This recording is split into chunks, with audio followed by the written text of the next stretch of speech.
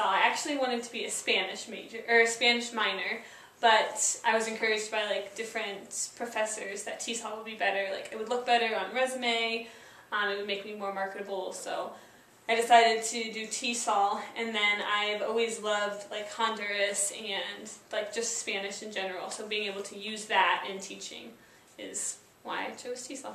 I was really interested in TESOL through an experience I had the opportunity to do with some Saudi Arabian students at Ada Elementary. When I went and started tutoring them, I was so fascinated at how much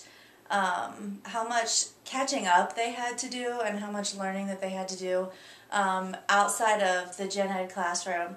And I was really excited to help teach them my native language. And we had a ton of fun. We played a lot of games which involved them learning and stuff. So that's really what got me inspired to pursue TESOL. My favorite class that I've taken is language variation because of specifically a project that we did that lasted most of the year that we were researching and reading books on, and I got to present a project all about argumentation.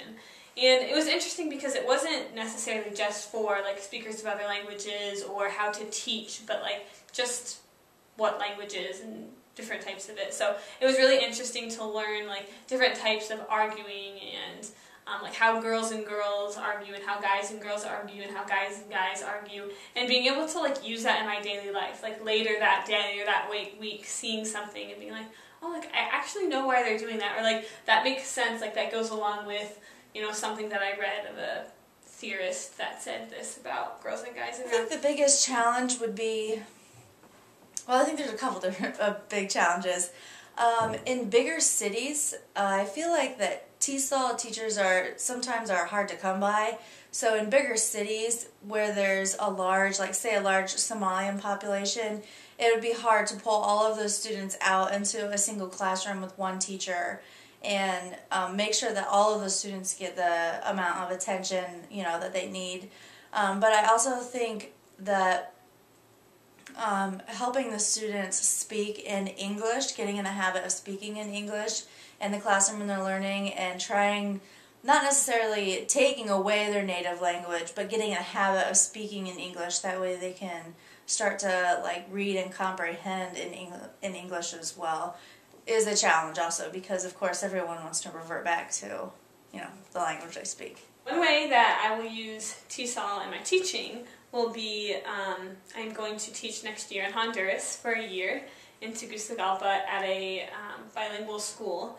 And so I will be teaching all in English, and they'll have Honduran teachers to teach the 1 hour of Spanish that they have a day. But being able to use like techniques and methods and stuff that we learned in class, like meet the needs of my students who don't speak Spanish, and how to say things in a different way, or explain it in a different way, or present the material in a different way that they could learn it when their language isn't in English, but that's what I'm teaching in.